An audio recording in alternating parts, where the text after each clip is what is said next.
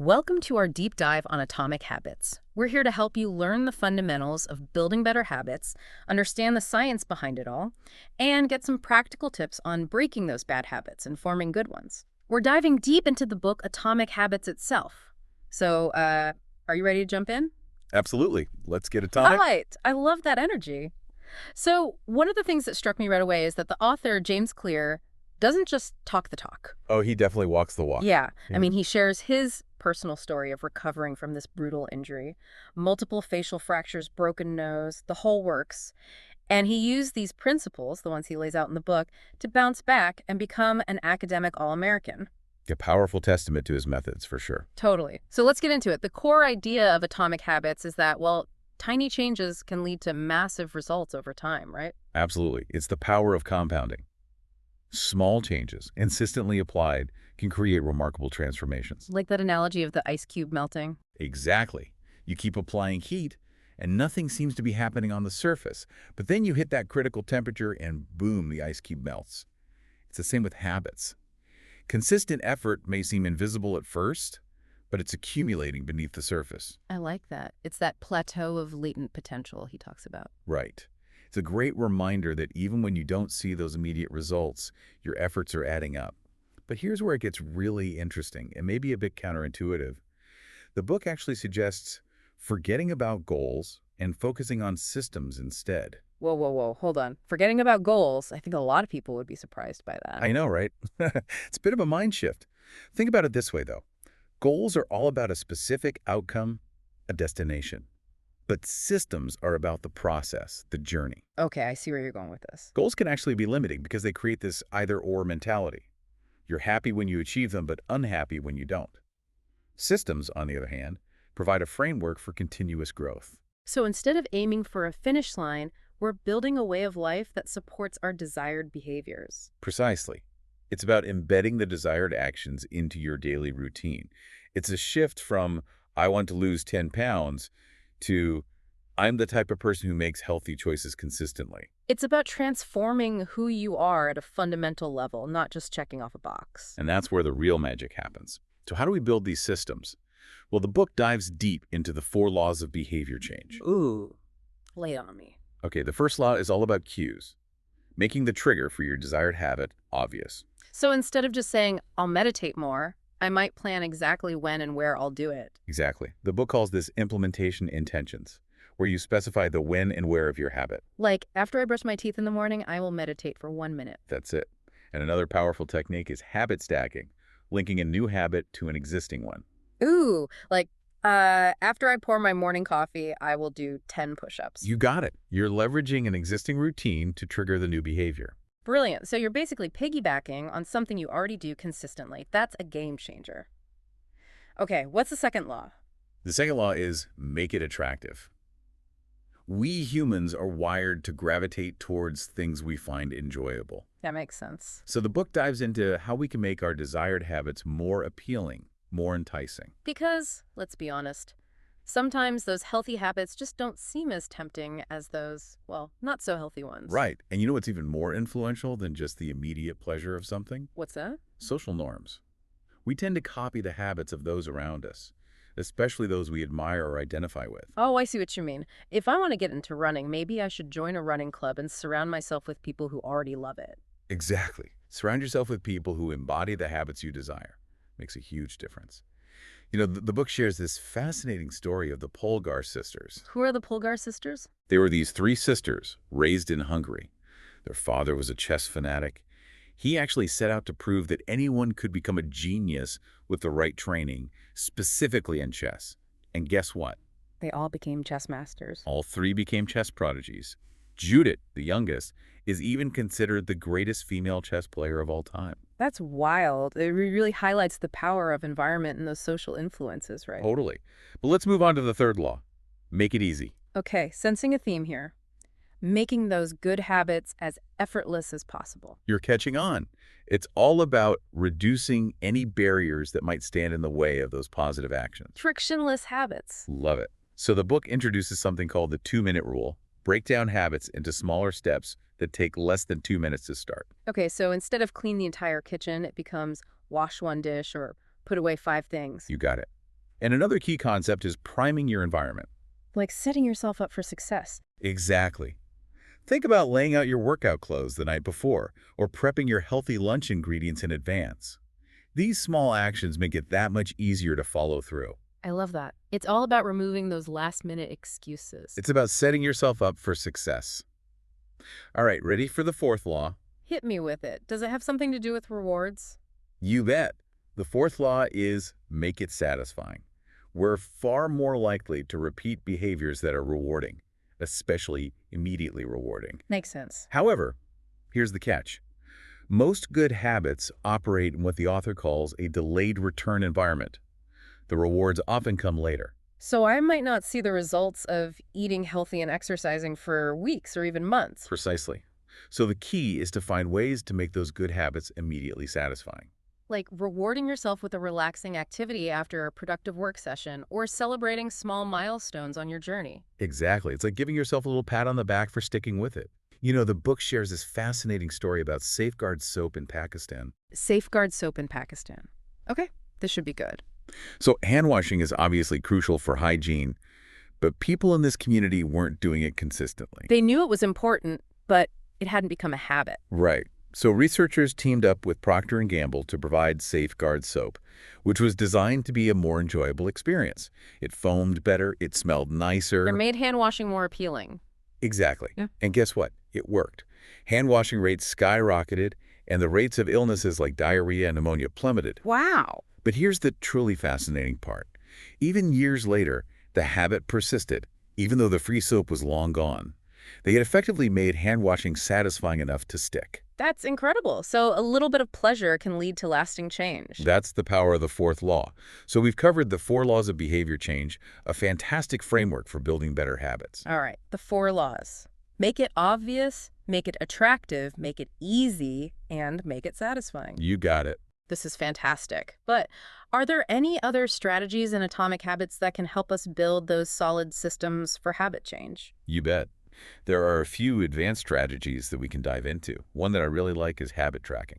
Habit tracking, like using a habit tracker app or just marking things off on a calendar. Exactly. It makes your progress visual, which can be incredibly motivating. Yeah, I can see that. Seeing those consecutive check marks or those filled-in squares, it becomes a reward in itself. Totally. There's So- something so satisfying about seeing that streak that you don't want to break it, you know? Right.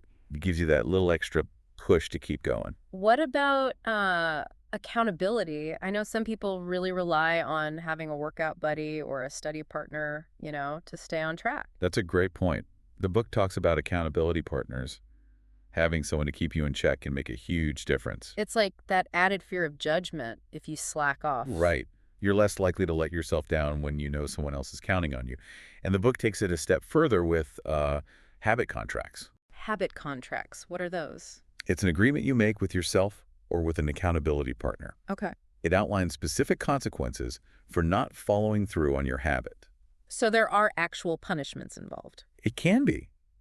The book shares this great story about Brian Harris, an entrepreneur who was trying to lose weight. Okay. He created a habit contract with his wife and his trainer. Wow. It outlines specific targets for his diet and exercise. If he missed a target, there were financial penalties.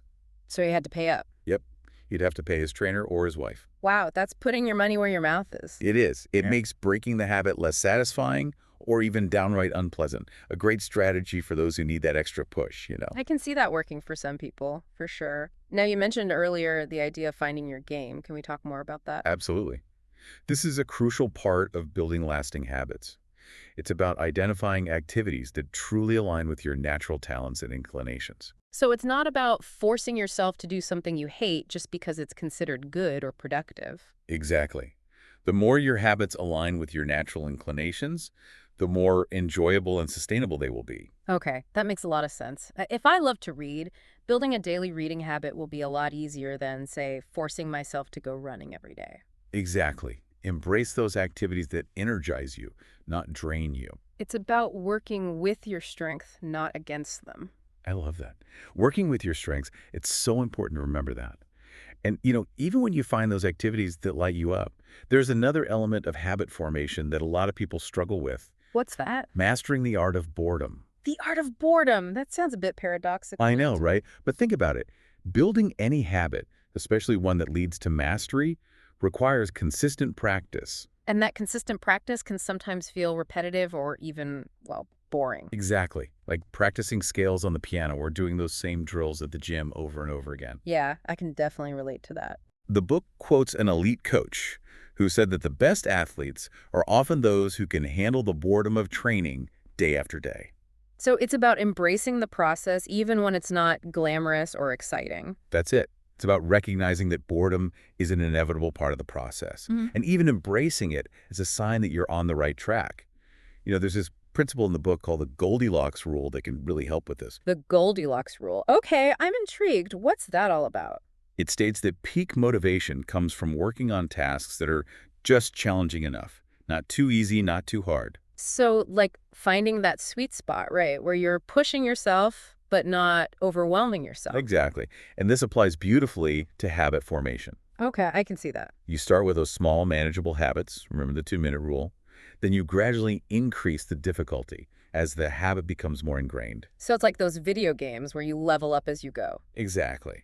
This approach keeps things interesting and prevents you from getting discouraged. This is making me think about what happens after a habit is formed. Yeah, what happens after you've reached that level of consistency? Do you just coast from there? Do you need to keep working on it?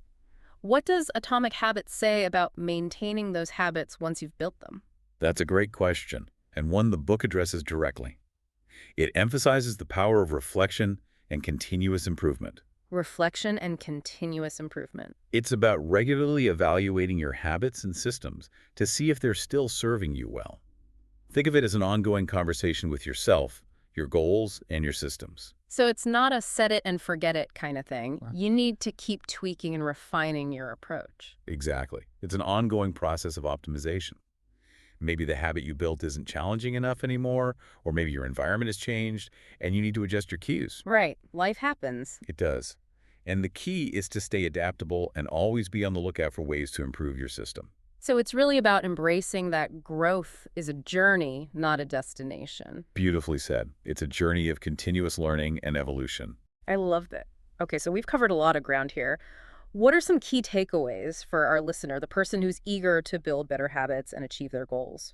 I think the biggest takeaway is that they have a powerful set of tools at their disposal. Tools to build those atomic habits? They can start by focusing on those small changes, building systems that support their desired behaviors, and making those behaviors obvious, attractive, easy, and satisfying. It's about setting yourself up for success, not just relying on willpower or motivation. Exactly. And remember, it's not about being perfect.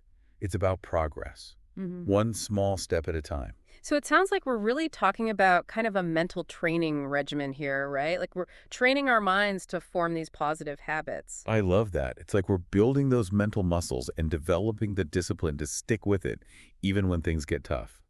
Earlier we were talking about finding your game, and I think that's a really powerful concept for our listener. Definitely. It's about aligning your habits with your natural strengths and inclinations, right? Absolutely. It's about recognizing that we all have unique talents, and some things come more naturally to us than others. So it's not about forcing yourself to do something you hate just because it's considered productive or whatever. Exactly. The more your habits align with your natural inclinations, the more you'll enjoy them and the more likely you are to stick with them.